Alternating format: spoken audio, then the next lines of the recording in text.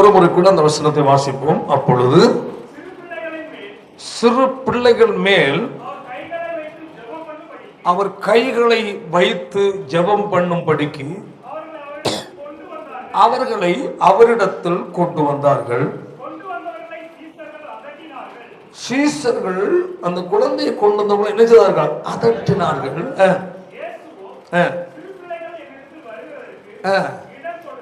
எவ்வளவு அருமையான ஒரு வார்த்தை! கையெழுத்து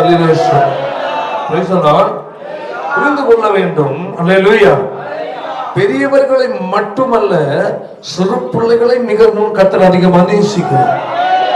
ஆமென்.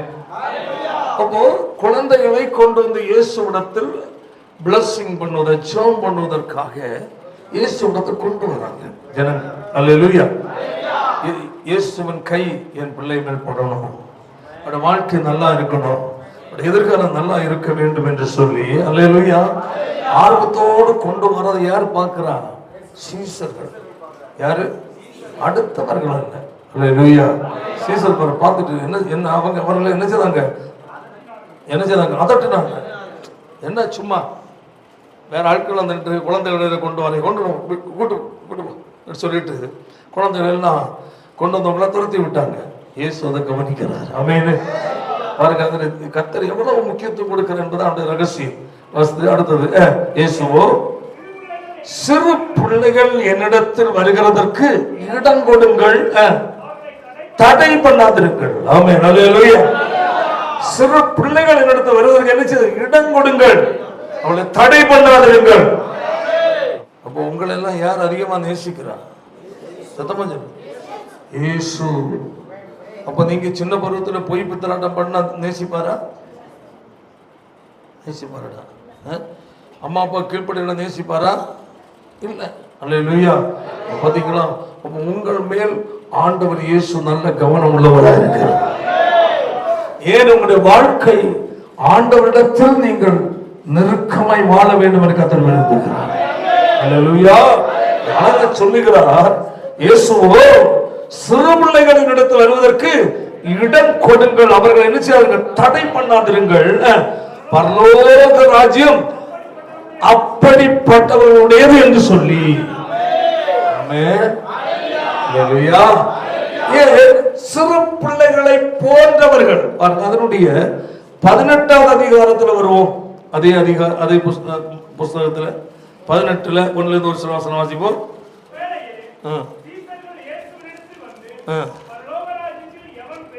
அங்க ஒரு பிரச்சனை நடக்குது. அல்லேலூயா. சீசர் இயேசுட்ட வந்து கேக்குறாங்க, எல்லாரும் பெரியவனாகணும் ஆசை. ஆமென். எல்லாரும் பெரியவனாகணும், முக்கியமான நபர் எல்லாம் அதற்கு ஏற்றபடி. இப்ப இந்த காலத்துல வந்து நல்ல ட்ரெஸ் பண்ணி கோட்டை சூட்டோட வந்து நல்ல இதா வந்தாச்சுன்னா, பண வசதியோடு இருந்தா அல்லது அரசியல் பிடிப்போடு இருந்தா அவர்கள் பெரிய ஆட்கள். அல்லேலூயா. இது போல அன்றைக்கும் இயேசுவை பின்பற்றி வந்ததான சீசர்களுக்குள்ளே ஒரு எண்ணம் இருந்தது. நான் இவர்கள் எல்லாரும் யாரா இருக்கணும்? முதன்மையானவராக மாற வேண்டும். ஆமென். இந்த சிந்தை முதலாவது யாருக்குள் உருவானது? லூசிபருடைய உள்ளத்தில் உருவாச்சு. ஆண்டவருக்கு மேலாக தன்னை உயர்த்தணும். ஆமென். அல்லேலூயா. தேவனுடைய சிங்காசனத்திற்கு மேலாக என் சிங்காசனம் உயர்த்தப்படும், அவர் சமமாய் நான் அமர வேண்டும் என்று ஒரு எண்ணம் லூசிபருக்குள் உண்டானது. மன மேட்டிமை, நான் என்ற தன்னை உயர்த்தும் மனநிலை வேதம் சொல்லுகிறது. அல்லேலூயா. பெருமை உள்ளவர்களுக்கு தேவன் எதிர்த்து. அல்லேலூயா. அப்போ எந்த காரணத்தினாலேயும் பணபரமாகவோ படிப்பிலேயோ வேறு எந்த வசதியிலேயோ எந்த சூழ்நிலையிலேயோ நமக்கு சில மாற்றங்கள் இந்த பூமியில் தேவன் கொடுத்து விட்டால் எந்த ஒரு தேவனுடைய பிள்ளை என்ன செய்யக்கூடாது? பெருமை கொள்ளக்கூடாது. புரிந்து கொள்ள வேண்டும். அப்போ இந்த விஷயத்தை புரிந்து கொள்ளணும். சின்ன ஒரு மாற்றம், ஒரு சின்ன ஒரு உயர்வு, சின்ன ஒரு வருமானம், சின்ன ஒரு வசதி ஏற்படும் போது அநேகருக்கு என்ன மனமேற்றுமை வந்து விடுகிறது. சின்ன படிப்பில் ஒரு முன்னேற்றம் ஏற்பட்டு விட்டார். அல்லேலூயா. சமுதாயத்தில் ஒரு மதிக்கத்தக்கது மற்றவர்கள் பரவாயில்லை என்று சொல்ற அளவில் ஒரு உயர்வு வந்து விட்டால் மற்றவர்கள் எல்லாரும் பெருமை வந்து விடுகிறார். இது அநேகருடைய வாழ்க்கை. இதே போல சீசனுக்குள்ளே இதுதான் இருந்தது. ஆமென். அல்லேலூயா. நான் தான் இங்க முதல்ல வந்தவன், நான் தான் முக்கியம். எப்ப பார்த்தாலும் நான் தான் இயேசுவை பக்கத்துல உட்கார்ந்துட்டு இருக்கிறேன். ஆனா என்னதான் பெரிய லீடர் ஆக்குவார் ஆண்டவர் என்று அவங்க உங்களுக்குள்ளே சிந்திச்சுட்டு இருக்கிறாங்க. அதான் எவன் வாசி பண்ண வசனத்தை வந்து நேரே கேட்டான் பாரு. அப்போ எவ்வளவு தூரம் இயேசு விட்ட நேரவே கேட்கணும்னா அவர்களுக்குள்ள எவ்வளவு எண்ணம் நிரம்பி இருந்ததுக்கு வைராக்கியம். அல்லேலூயா. ஆண்டவரே என்ன நான் நினைக்கிறேன் அவங்க சண்டை போட்டு முடிச்சிருப்பாங்க. ஸ்தோத்திரம் ஸ்தோத்திரம். சீசன்ல கூட சண்டை போட்டிருப்பான் பேசி. எப்பா நான் சொல்றேன் நீங்க கேட்கணும்னு பேதுரு சொல்லியிருக்கிறான், யோவான் சொல்லியிருக்கிறான். எப்பா இந்த பாரு நான் தான் இயேசுவின் மார்பில் சாஞ்சிருக்கிறவன், நான் சொல்றதை நீ கேட்கணும். மற்றவங்க சொல்லுவாங்க, அந்திரே சொல்லுவான். ஒவ்வொருத்தரும் சொல்லிட்டு இருந்துருவான். இந்த கருத்து மோதல்களுக்கு பிறகுதான் இதற்கு ஒரு முடிவு கட்டணும். யார்கிட்ட தான் போனோம்? இயேசு விட்டு தான் போனோம். நேர யார்கிட்ட கேட்டுருவோம்? இயேசு கிட்ட கேட்டுருவோம். அப்ப நம்ம சந்தேகம் எல்லாம் தீர்ந்துடும். அல்லேலூயா. பாருங்க தான் சொல்லப்பட்டிருக்கு, சீசர்கள் இயேசுவிடத்தில் வந்தார்கள். அப்போ அவர்களுக்குள்ள ஏற்கனவே என்ன சண்டை வந்திருக்கு, பிரச்சனை வந்திருக்கு. வந்தார்கள், வந்து இயேசு ஆண்டவரே பரலோகத்தில் யார் பெரியவா இருப்பார்? நாங்க ஒரு 12 பேர் நம்ம பின்பற்றி வர இல்ல ஒன்னு சொன்னீங்கன்னா அது கேட்டோம்னா நாங்க எங்க என்ன செய்ய முடியும்? ஒரு மனிதனுக்குள் அவரை பின்பற்றுகிறவர்களுக்குள் ஒரு சிறு குறை ஏற்படுவதை கூட நம்ம ஆண்டவர் சரிப்படுத்த பார்க்கிறார். அதை விட்டுவிடவில்லை. பரவாயில்ல பெரியவனா நினைக்கிறான், ஏதோ ஒண்ணு அடிச்சு கேட்டும் நம்மகிட்ட வந்தாச்சு, ஆளு எண்ணிக்கை வந்தாச்சு. நம்ம ஏதாவது சொல்ல அவன் பாட்டுல போக இந்த வம்பு காணிக்க குறைய நம்ம நினைக்கிறவன். அல்லேலூயா. ஆண்டவர் அப்படி நினைக்கல. கையை தள்ளில சொல்லும்.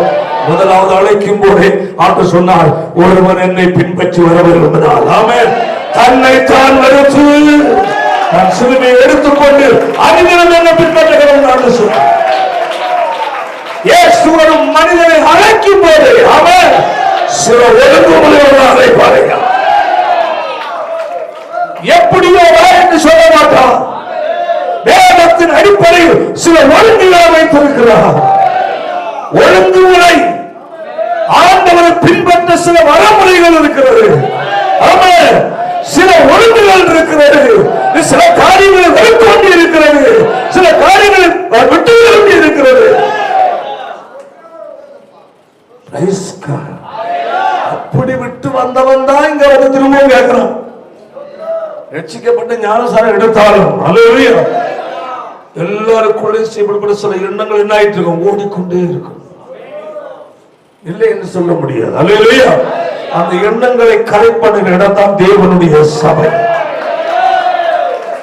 ஒரு தேவனுடைய பிள்ளைக்குள் எழுப்புகிற சில மேற்றுமை, நான் அந்த எண்ணங்கள் கீழ்ப்படியாமைகள் கர்த்தர் அறிவிக்கிற காரியங்களை எச்சரித்து சுட்டி காட்டுகிற இடம் தான் தேவனுடைய சபை. அப்படி எச்சரிக்கப்படும் போது அவர் இருதயத்தில் குத்தப்படும் போது அவருக்கு என்ன வருகிறது? ஐயோ நான் சிந்தித்தது தேவன் முன்பதாக தவறா இருக்கிறது. ஆமென். நான் நினைச்சது தவறு, நான் பேசுறது தவறு, நடந்து கொள்கிற விதம் தவறு என்ற ஒரு எண்ணம் உருவாகி விடுகிறது. உடனடியாக தங்களை என்ன செய்து மாற்றிக்கொள்கிறார். ஆண்டவர் சொல்றாரு, வாசிப்போம். இதற்கு இவர்களுக்கு சும்மா வாய் அளவில் சொன்னா சில டைம் செட் ஆகாது. குழந்தை அழைத்தார். ஆமென். அந்த குழந்தை அழைத்தார். யோசிக்க, நம்ம கேட்டது ஒண்ணு, இயேசு சொல்லி செய்கிறது ஒண்ணு. நம்ம கேட்டது யார் ஒரு வார்த்தை சொல்லக்கூடாதா? இதுல நீ தான் பெரியவன் என்று சொன்னா பிரச்சனை வருமா வராதா? சொல்லையா? அல்லேலூயா. யாராவது ஒரு ஆட்டு முக்கியமாக ஏதாவது ஒரு பொறுப்பு நாங்கள்லாம் இல்லையா? எங்கிட்ட சொல்லக்கூடாதா? நாங்க செய்ய முடியாதா? நினைப்பாங்களா இல்லையா? நினைப்பீங்களா இல்லையா? நான் இப்போ கூப்பிடுறேன், 10 பேர் நின்றுட்டு இருக்கிறீங்க, ஒரு ஆட்டோ ஒரு முக்கியமான ஒரு பொறுப்பு ஒப்படைக்கணும்னு வச்சுக்கிட்டோம்னா மற்ற 9 பேர் இருக்கும் பார்த்தியா?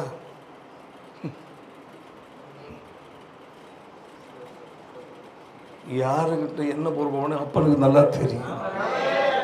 யார்கிட்ட என்ன பொறுப்பு போடணும் பைபிள் நமக்கு எழுதி வச்சிருக்கு. பைபிள் அல்லேலூயா. நம்ம 9 பேரையும் இந்த பாஸ்டருக்கு மனுஷனா தெரியல,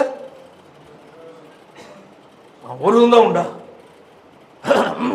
வேண்டாங்க, லூசிபராட்ட நீ ஏன் மாற போற? ஹல்லேலூயா. Praise the Lord. கர்த்தருடைய ஆவியானுடைய ஒரு லீடிங் என்பது நிறைய இருக்கு. ஸ்தோத்திரம். ஓகே, பாருங்க, ஒன்று ஆண்டவர் அழைத்து அப்படி சொல்லல, அவரை சொல்ல முடியல. காரணம் சொன்னா செட்டாவார் அந்த இடத்துல அவர்களுக்கு என்ன கொடுக்கணும்? ஒரு அதற்கு ஊமையாக ஒன்றை காட்ட வேண்டியிருக்கிறார். சிறு குழந்தை அழைத்தார், குட்டி முன்னாடி நடத்தினார். வாசிப்போம். நிறுத்தி என்னது? அதான் விஷயம். நீங்கள் மனம் திரும்பி பிள்ளைகளை போலாகாவிட்டால் பரலோக ராஜ்யத்தில் பிரவேசிக்க மாட்டீர்கள். ஐயோ, நீ பிரவேசிக்கிற முதல்ல பாரு, அப்புறம் அங்க யார் பெரியவன் தேவன் தீர்மானிப்பாரு. போறதுக்கு இந்த தகுதி வேணும். போற உள்ள பதவியை தேடுற நீ இந்த எண்ணம் இருந்தா செய்ய முடியாது, போக முடியாது. முதல்ல போகிறதுனால உன்னை உள்ளார இருந்து எப்படி மாறணும்? சிறு பிள்ளை பெறுமா. சிறு பிள்ளையோ போல இறுதியும் மாறுனா எங்க போக முடியும்? அங்க போக முடியும்.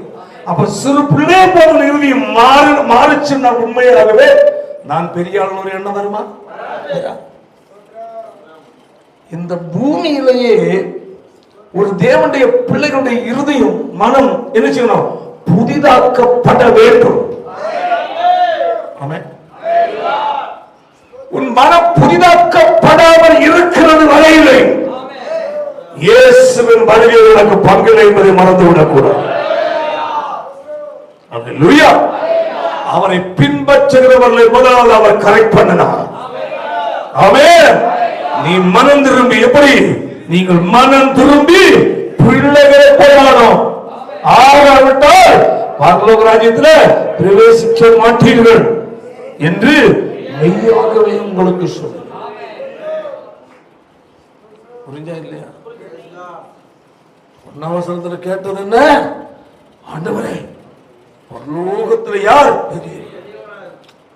கொஞ்சம் அந்த இடத்துக்கு யோசித்து பாருங்க. பரலோகத்தில் யார் பெரிய? அப்போ இந்த மனமேட்டுமையும் பெருமையும் உள்ளவர்கள் எங்க போக மாட்டார்கள் அர்த்தம். பரலோகத்தில் போக மாட்டாங்க. புரிஞ்சா இல்லையா? போறதுக்கு பாரு, நீ முதல்ல போற பலம் உள்ளதெல்லாம் அவர் பார்த்து விடுவாங்க. போறதுக்கு நீ மனம் திரும்பணும். ஒரு இறுதி ஏதோ வருமானம், சிறு பிள்ளை வருமானம். அதுக்கு அதான் வேதம் சொல்ல, தன்னை தாழ்த்துகிறவன் என்ன சொல்ற? உயர்த்தும். தேவ சமூகத்தில் ஒரு தேவனுடைய பிள்ளை ஹல்லேலூயா எவ்வளவுக்கு எவ்வளவு தேவனும் என்பதை தங்களை தாழ்த்துகிறார்களோ ஹல்லேலூயா அவனை கத்த கனப்படுத்துகிற தேவனாக இருக்கிறார். அவனை கத்த உயர்த்துகிற தேவனாக இருக்கிறார். Hallelujah. Amen. Praise the Lord. வேதம் என்ன சொல்லுகிறது? அதாவது அதனுடைய அடுத்த வசனம் போல. அப்ப பிள்ளையை போல என்றால் என்ன? இல்லாத பிள்ளை, கபடம், பெருமை, மதிகெட்ட சுபாவங்கள், தவறான எண்ணங்கள் அல்லேலூயா இல்லாத ஒரு பிஞ்சு உள்ளம். ரட்சிக்கப்பட்ட தொடக்க நாட்கள்ல எல்லாருக்கும் இருக்கிற இறுதியும் அது. அப்படிதானே? நீங்க எப்படி தெரியல, மனம் திரும்பி தான் அப்படி இருக்கு. அல்லேலூயா. ரட்சிக்கப்பட்ட தொடக்க நாட்கள்ல ஒரு சின்ன தவற சிந்திச்சாலே நமக்கு என்ன இருக்கும்? பக்கத்துல யாரையாவது ஒன்று பேசிட்டா அன்னைக்கு நமக்கு என்ன இருக்கு? நிம்மதி இருக்காது. அன்னைக்கு நம்ம ஜெபிக்கவும் முடியாது. அப்படிதானே? இதுதான் தகுதியுள்ள இருதயம். ஆமென். ஆமென். அப்ப சின்ன குழந்தைகளுக்கு ஒரு குணம் உண்டு. தாயோ தகப்பனோ அடிச்சா கூட சிக்ஷித்தா கூட மறுநேரம் நெருங்கும். அதான் விஷயம். தாய் வந்து ஒரு அடி கொடுக்குறாங்க, கொஞ்சம் வளர்ந்துட்டா என்ன அன்னைக்கு அடிச்சல நான் வச்சுக்கிட்டோம் உனக்கு. அல்லேலூயா. சிக்ஷை எதிரி, சிக்ஷிக்கிறவளை எதிரியா நினைக்காது. ஆமென். சிக்ஷிக்கிறவளை எதிரியா நினைக்காத இருதயம், கடிந்து கொள்ளுகிறவர்களை பாருங்க சொல்லி நினைக்காது. ஊழியக்காரன் கடிந்து கொண்டுட்டாலே ஊழியக்காரன் எதிரியா மாறிக்கிறோம். சிக்ஷிக்கிறனால ஊழியக்காரன் பாரு நிக்கிறேன் கிளட்டு போய்.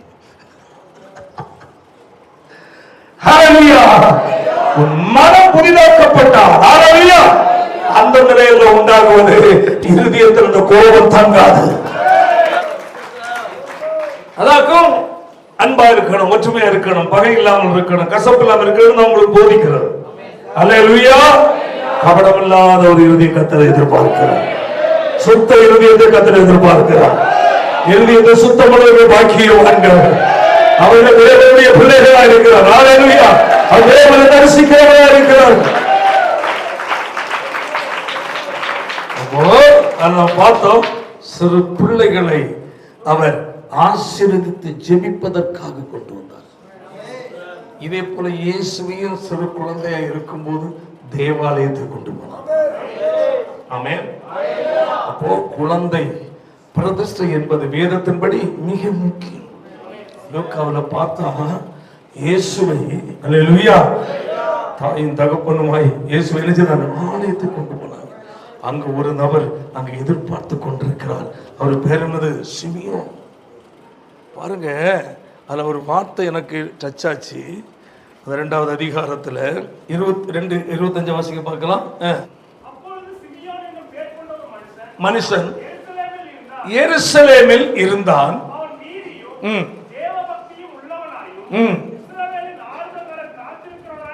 இருந்தான். ஒன்று, அவன் மேல் பரிசுத்த ஆவி இருந்தார். நல்ல ஒரு கர்த்தர் அவனுக்கு முன்னாடி சொல்லி இருக்கிறார். கர்த்தருடைய கிறிஸ்துவை நீ காணும் முன்னே மரணம் அடைய மாட்டார் என்று பரிசுத்த ஆவியினாலே அவனுக்கு அறிவிக்கப்பட்டு விடுது. அல்லேலூயா. அவர் ரொம்ப முதிர்ந்த ஒரு மனுஷன். ஆமென். அல்லேலூயா. அப்போ இவ்வளவு முதிர்ந்த ஒரு வயதான மனிதனை, அல்லேலூயா, கர்த்தருடைய அது யாரை? கர்த்தராகிய கிறிஸ்துவை நீ காணும் முன்ன நீ சாவ மாட்டார். எதிர்பார்த்து கொண்டிருக்கிறார். அல்லேலூயா. எங்க? எருசலேமிலே கையை வைத்தாலே சொல்றோம், எதிர்பார்ப்போடு இருக்கிறார். என்று கர்த்தராகிய கிறிஸ்துவை கொண்டு வருவார்கள். அவன் ஆவியின் ஏவுதலினால் தேவாலயத்திலே வந்தான். கைகளை வைத்தாலே சொல்றோம், தேவன் தான் சொன்னதை அங்கு நிறைவேற்றுகிறார். ஆவியின் ஏவுதலினால் தேவாலயத்துக்கு வந்தார். முறையின்படி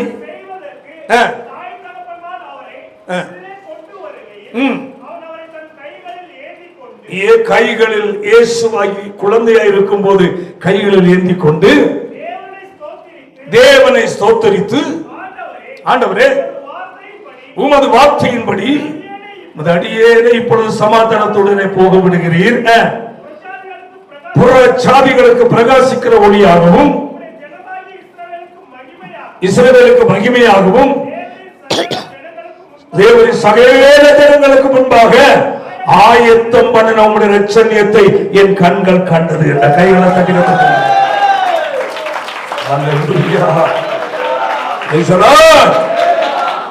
பாத்தீங்களா? அப்போ குழந்தையை சிமியோன் ஆசீர்வதிக்கிறார்.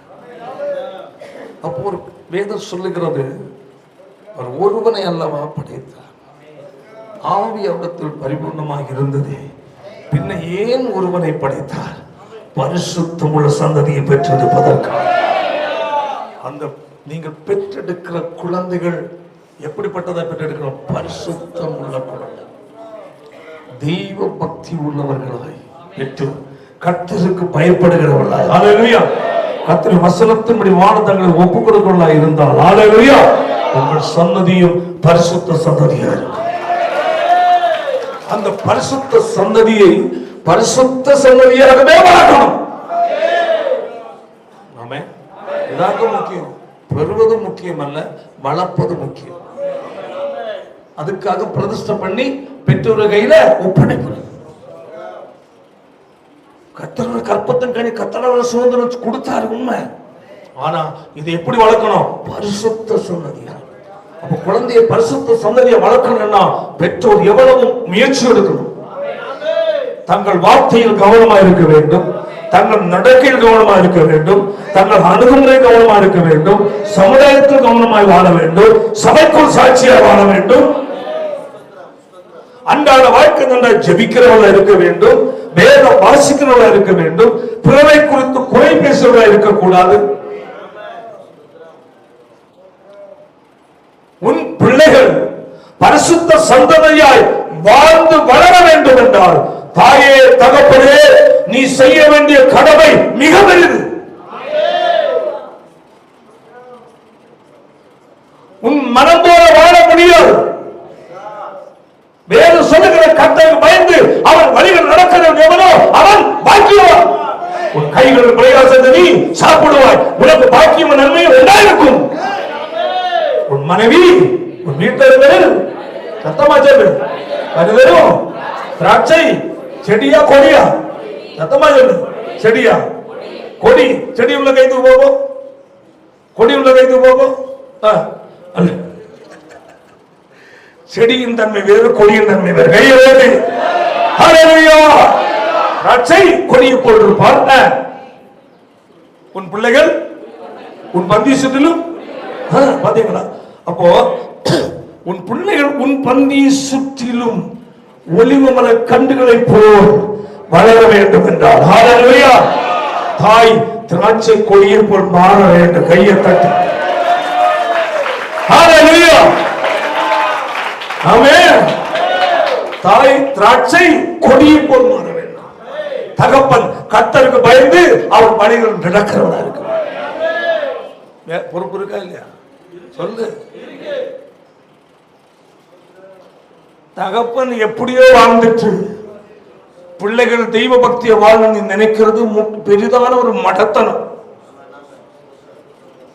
தாய் எப்படியோ வாழ்ந்துட்டு மகள் கரெக்டா வாழணும் நினைப்பது ஒழுங்கினமான சிந்தை.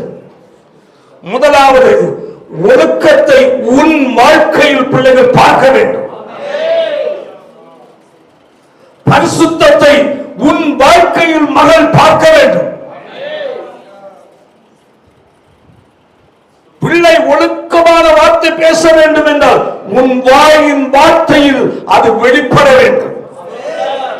நேரம் விடிஞ்ச சாயங்காலம் வர புருஷன் மணி சண்டை போட்டுட்டு இருந்தா பிள்ளை நல்லா வளருமா? நீ வாயடக்கத்தோடு தெய்வ பக்தியோடு ஞானமாய் பேசி பழகினாத்தான் அல்லேலூயா உன் பிள்ளை எப்படி வளரும்? ஒழுங்கா வளரும். புரிந்து கொள்ள வேண்டும். ஆமென். தாயின் தகப்பனிடத்திலும் உள்ளதான காரியங்கள் தான் பிள்ளைக்குள் கடந்து வரும். சிறு பருவத்தில் உன் குழந்தையுடைய இருதயத்தில் அந்த பிஞ்சு உள்ளத்தில் கனையை விதைக்காதே. அன்பான தகப்பனே தாயே, உன் பேச்சு ஒரு விதை என்பதை மறந்து விடாது. ஆமென். ஹல்லேலூயா. உன் நடக்கை ஒரு விதை என்பதை மறந்து விடாது. Price the Lord. பெற்றோருடைய வாழ்க்கை பிள்ளைகள் வாழ்க்கை நினைச்சு கடந்து வரும்.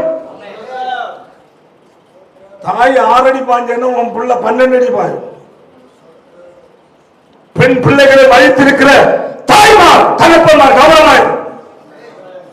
இந்த காலம் பொல்லாத காலம். கண் சாலையை விடாதே. மாமன் வீட்டு தானே போற, போயிட்டு வாமா, இந்த பஸ்ஸுக்கு வச்சுக்க, கூட ஒரு 500 ரூபாய் கூட வச்சுக்க. எதுக்கு? புல்லு மேய்கிறக்கா? மாமன் வீட்டுக்கு அனுப்புறான் சரி, மச்சான் வீட்டுக்கு அனுப்புறான் சரி, சித்தப்பா வீட்டுக்கு அனுப்புறான் சரி, பொம்புள்ள பிள்ளைகளோடு தாயோ தகப்பனோ கடந்து போ. தாய் கடந்து போ. தாய் போகாத இடத்துக்கு பிள்ளை அனுப்பாத. புரிஞ்சுதா இல்லையா? நல்லா கவனிங்க. ஆமென்.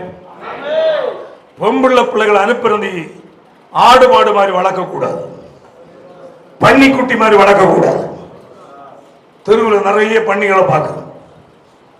அவுத்தடி மாடு மாதிரி நிறைய மாடுகளை தெருவுல எல்லாம் பார்க்கிறோம். உன் பிள்ளையோட வளர்க்கக்கூடாது. பெண் பிள்ளைகள் ஒரு அளவுக்கு வளர்ந்துட்டாங்களா, தனியாக உன் பிள்ளைகளை சொந்தக்கார வீட்டுக்கோ பந்துக்கள் வீட்டுக்கோ உங்களுடைய இனஜன வீட்டுக்கோ நீ அனுப்பி பழகாத.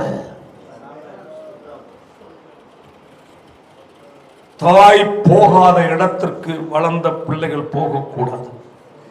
படிப்பு விஷயம் வேறு, அது ஹாஸ்டல் அவங்க பார்த்துக்கிட்டு, ஸ்கூல் அவங்க பார்த்துக்கிட்டு, மற்ற நேரங்களில் எதுக்கும் சரி. ஏனென்றால் காலம் பொல்லாதது. உன் பிள்ளைகள் மொபைல்ல என்ன பார்த்துட்டு இருக்கிறாங்க என்பதை அவ்வப்போது செக் பண்ணு.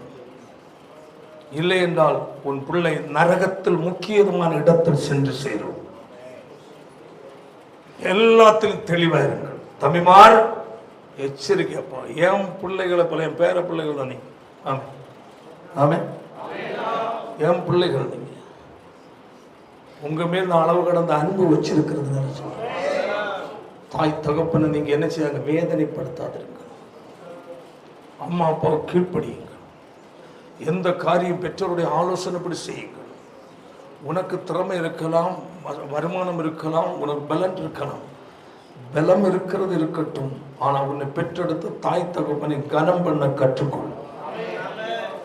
தாய் தகப்பனை கனம் பண்ணாத பிள்ளைகள் வாழ்க்கை சீரழிஞ்சு போகும். அவங்க சந்ததியை பெற்றாலும் அப்படிதான் இருக்கும். ஆமே, கணவன் மனைவியா இருக்கிறவர்கள் செய்கிற தவறு உன் பிள்ளைகள் செய்வாங்க. கணவன் மனைவியை நீ அடிக்கிறாய் என்றால் நாளைக்கு உன் கண்ணு முன்ன அழுதுட்டு நிற்க உன் பிள்ளை அடி வாங்கிட்டு. ஏன் நீ இங்க இருந்து போட்டு விட்ட வெடிமருந்து. மனைவி கணவனிடத்தில் எதிர்த்து நின்று சரிக்கு சமமாக நின்று நீ பேசி பழகுவாய் என்றால் நாளை அதே போல் உன் மகனும் மாறுவாள். உன் பிள்ளைக்கு பல்லு பாதியிலே கொட்டி போகும். என்ன புரியுதா இல்லையா? கவனம். நீ உன் கணவனிடத்தில் என்ன பேசுகிறாய் உன் பிள்ளை பார்க்குது. நீ கணவனை எதிர்த்து நின்று சண்டை போடுறத உன் பிள்ளை பார்த்துன்னா நாளைக்கு எவ்வளவு மிலிட்டரிக்காரனு கொடுப்ப. நீ இல்லைன்னா போலீஸுக்காரன் கொடுப்ப. அங்க டாம் டீம் அடிப்பான். ஒற்ற அடி, திருட்டடி, திருட நடிச்ச அடி, பல்லெல்லாம் உள்ள கொட்டிடும். சீக்கிரம் பல்லு கட்ட வேண்டிய வரும். ஆமா, அல்லேலூயா. தாயே கவனம். தகப்பா, உன் மனைவி குழந்தை படுற மிஷினோ உனக்கு துணித வைக்கிற என்னது வாஷிங் மிஷின் இல்ல, உன சமைச்சு போடுறவன் உன்னுடைய வாழ்க்கை துணை என்பதை மறந்து விடாது. வாழ்க்கை துணை. ஆமென், ஹல்லேலூயா. அவள் தலையாக உனக்கு கற்றுக் கொடுக்கவில்லை, காலாகவும் கற்றுக் கொடுக்கவில்லை, துணையாய் கற்றுக் கொடுத்திருக்கிறார்.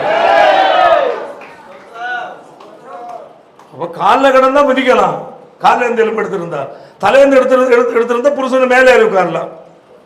எங்க துணை? அதை புரிந்து வாழணும். ஹல்லேலூயா. அப்பதான் உன் பிள்ளைகள் தெய்வ பக்தி உள்ளதை மாறும். ஆமென்.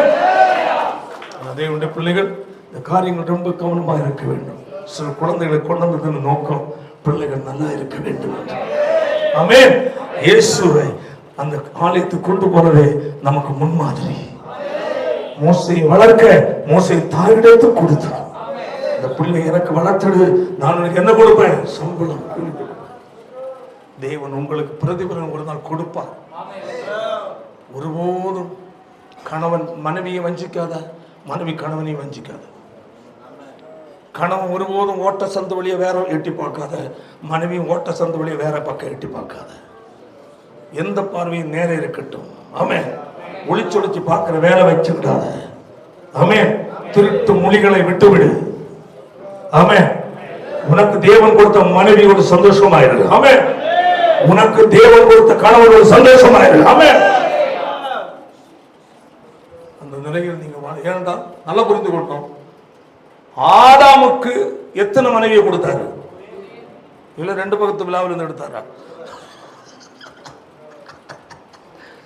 வேத பிரமாணத்துக்கு மேல நீ கட்டுப்படணும். ஆதாமுக்கு அப்பா ஆதாம் கொஞ்சம் புதிய மனுஷன், கொஞ்சம் 930 வருஷம் இருப்பான் உயிரோட. சரி நிறைய குழந்தை பரட்டு சொல்லிட்டு இடது பக்கத்தில் ஒரு பொண்ணு வருது. சரி வலது பக்கத்து ஒன்று வச்சுக்க, இந்தா கூட்டினாடா விட்டாரா? ஆதாமுக்கு ஒரே தோணா கற்றுக் கொடுத்தார். அப்ப எந்த நபருக்கும் வாழ்க்கை துணை உறுதினம், எந்த மனைவிக்கும் வாழ்க்கைக்கு தலைவன் ஒருவன். கொஞ்ச நாள் இருந்துட்டு எனக்கு ஒன்று பிடிக்கலன்னா பக்கத்து தெருவில் ஒரு நாய் கிடக்கு போ.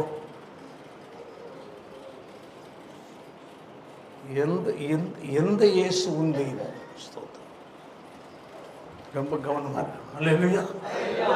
வாழ்க்கை ஊரார் பார்க்கட்டும், குடும்பத்தார் பார்க்கட்டும், சபையார் பார்க்கட்டும், ஆமென், பார்த்தவர்கள் சந்தோஷப்படட்டும். அல்லேலூயா. இப்படி ஒரு வாழ்க்கை தான் நமக்கு தேவை. நமக்கு நினைக்கிறோம் வாழ்க்கை சரியா இருந்தால் தான் ஐயா உன்னை பின்பற்றி வருவதை ஜனம் சபைக்கு வருவாங்க.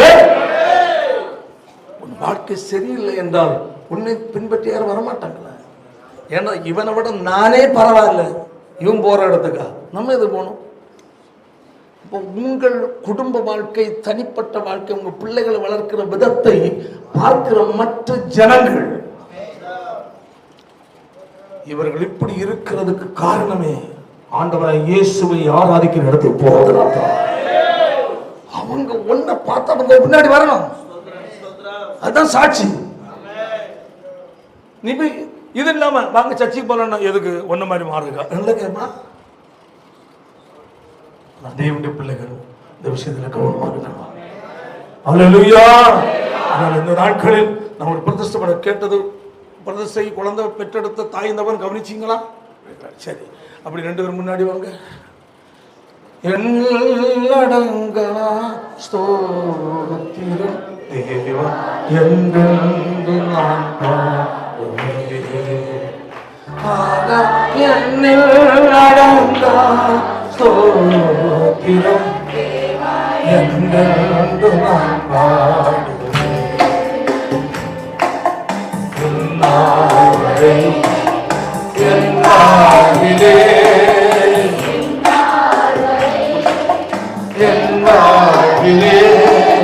நீ செய்தல்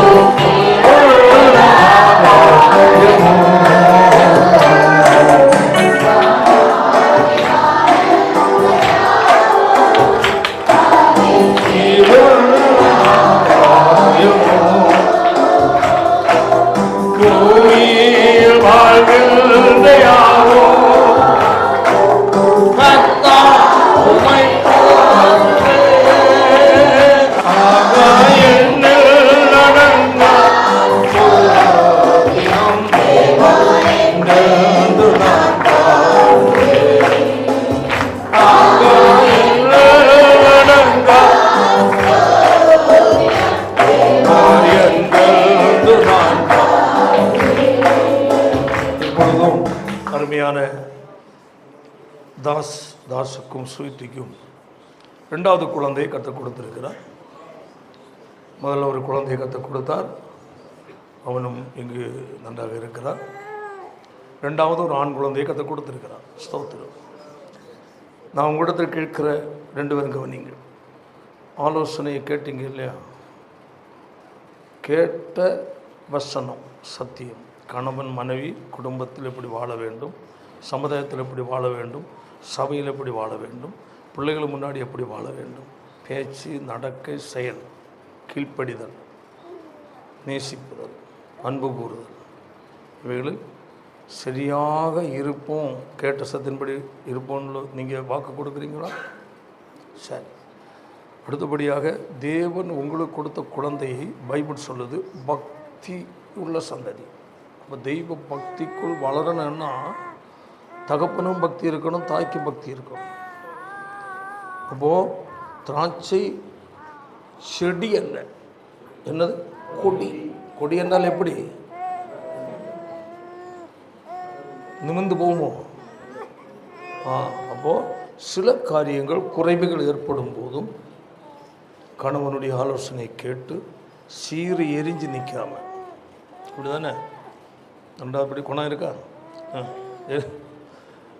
ஏதாவது கோவப்பட்டால் பேசிட்டான்னா சாப்பாட்டில் கொஞ்சம் உப்பு அதிகமாக போட்டு காரத்தையும் கொஞ்சம் அதிகமாக போட்டு நம்ம அழுதே சாப்பிடட்டு என்னெல்லாம் விடக்கூடாது. ஒழுங்கா. ஏன்னா கணவனாக இருந்தால் சில அறிவுரை சொல்லுவார், மனைவியாக இருந்தாலும் மனைவிக்கு சில சரீர கஷ்டம், மன கஷ்டங்களும் ஏற்படும். பேச்சிலேயோ ஏதாவது குறைகள் இருக்கும், வாங்கி இருக்கும். அப்போ அதையும் நீ புரிந்து நடத்திக்கணும். அப்போ இதை பார்த்துட்டு உன் பெரிய குழந்தையும் சின்ன குழந்தையும் பார்க்குது, நான் அப்போ நம்ம எவ்வளோ அன்பாக இருக்க நல்லா இருக்கிறாங்க. இதை பார்த்து உங்கள் பிள்ளைகள் சபையில் சாட்சியில் பிள்ளை வளரணும். ஓகே, இதுவரை இருந்த தாசு அல்ல, வாழ்வின் தாசு. சரியாக இனி புதிய ஒரு வாழ்க்கை சபைக்குள்ள, அப்போ தான் நல்லா இருக்கும். புரியுதில்ல? ஒரு பொறுப்பு 2 குழந்தை கொடுத்து விட்டுட்டாலே உத்தரவாதம் வந்துருச்சு, பெரிய சுமை. அது மேல் கவனம் இருக்கணும், கரிசனம் இருக்கணும், பிரயாசப்படணும். உங்களுக்குள்ள நல்ல ஒற்றை அண்டர்ஸ்டாண்டிங் இருக்கணும். புரியுதில்ல? ஓகே, அது உங்கள் ஆசீர்வதிப்பார். இவங்களுக்கு எல்லாம் கர்த்தர் ஸ்தோத்திரம் பண்ணுவோம்.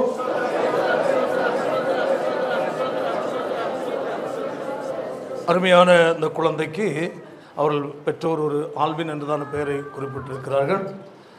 கர்த்தர் இந்த குழந்தையை கர்த்தர் ஆசீர்வதிக்க வேண்டும். இந்த குழந்தையை கர்த்தர் வளர்ப்பதற்குரிய சரியான ஞானத்தையும் தெய்வ பக்தியும் கொடுக்கும்படி கர்த்தர் ஸ்தோத்திரம் பண்ணுவோம். சரியாக சுயிற்றியும் கணவனுக்கு கீழ்ப்படிந்து எல்லா நிலையிலையும் குழந்தைகளை வளர்ப்பதிலும் கவனிப்பதிலும் எல்லா நிலையிலையும் முன்னுரிமை கொடுத்து தெய்வ பக்தியோடு மகள் காணப்பட கர்த்தர் ஸ்தோத்திரம் பண்ணுவோம். ஹல்லேலூயா. இந்த குழந்தைக்காக எல்லாரும் கர்த்தரை ஸ்தோத்தரிப்போம். கர்த்தர் கொடுத்த இந்த ஆல்வின் என்ற பெயருடைய இந்த குழந்தையை கர்த்தர் ஆசீர்வதிக்கும்படி கர்த்தரை ஸ்தோத்திரம் பண்ணுவோம். எங்கள் பரிசுத்தம் உள்ள நல்ல பிதாவே, இந்த ஆசீர்வதிக்கப்பட்ட நல்ல நாளுக்காக உமக்கு ஸ்தோத்திரம். அருமையான தாசுக்கும் சுயிற்றிக்கும் 2வது தேவன் கொடுத்திருந்த ஆண் குழந்தைக்காக உமக்கு ஸ்தோத்திரம். அப்பா கர்த்தாவே, ஒரு தேவ சத்தம் கேட்டு வளர்கிற குழந்தையை கர்த்தர் இந்த குழந்தையை மாற்றும். கர்த்தாவே, இந்த பெற்றோர் அவர்கள் சொன்ன வார்த்தையின்படி குழந்தைக்கு முன்பதாய் அவர் பக்தியாக வாழ்வது மட்டுமல்ல, குழந்தையும் தெய்வ பக்தி உள்ள குழந்தையை வளர்ப்பதற்குரிய ஞானத்தை அவர்களுக்கு கற்றுக் கொடுப்பீராக. தேவனுடைய ஊழியக்காரனால் ஆல்வின் என்ற பெயருடைய குழந்தையை பிதா குமாரன் பரிசுத்தாவின் நாமத்தை குழந்தையை நான் ஆசீர்வதித்து பிரதிஷ்டை செய்கிறேன். இந்த குழந்தையை கர்த்தர் ஆசீர்வதிப்பீராக. தெய்வ பக்தி உள்ள குழந்தையை வளர்ப்பதற்காக தேவனுடைய ஊழியக்காரன் நான் பிதா குமாரன் பரிசுத்தாவின் நாமத்தில் பெற்றோரிடத்தில் ஒப்படைக்கிறேன். அன்பு தகப்பனே, அருமையான இந்த மகளுக்காக ஜெபிக்கிறேன். அருமையான தம்முடைய மகனையும் இந்த மகளையும் கர்த்தர் ஆசீர்வதியும். கர்த்தாவே, தனி வாழ்க்கை அல்ல, குடும்பம் மட்டுமல்ல, குழந்தைகளையும் கர்த்தர் கொடுத்திருக்கிறேன். எல்லா நிலையிலும் உத்தரவாதத்தோடு பொறுப்பாக நல்ல ஒரு சிந்தையோடு ஞானத்தோடு இருவரும் வாழ கர்த்தர் கிருபை செய்யும். இந்த குழந்தையை வளர்ப்பதற்குரிய சரியான ஞானத்தை தேவன் பிள்ளைகளுக்கு கொடுக்கும்படியாக தேவனுடைய ஊழியக்காக நான் ஜெபிக்கிறேன். பிதா குமாரன் பரிசுத்த நாமத்தில் தர்மையான குடும்பத்தை நான் ஆசீர்வதிக்கிறேன். குழந்தையுடைய கரத்தில் ஒப்பு கொடுக்கிறேன். ஆசீர்வதியும். எந்த வியாதி பலன் ஒன்று அணுகாதபடி அதை காத்துக்கொள்ளும். இயேசுவின் மூலம் ஜெபிக்கிறோம் பிதாவே. Amen. Praise God. Praise God. ஸ்தோத்திரம் இயேசுநாதா, உமக்கென்று ஸ்தோத்திரம் செல்லுவதே, அது மகிழ்ச்சியை தந்திடுவே. என் சபையுடனே உம்மை துதித்திடவே கிருபையும் கிடைத்திட்டதே. என் சபையுடனே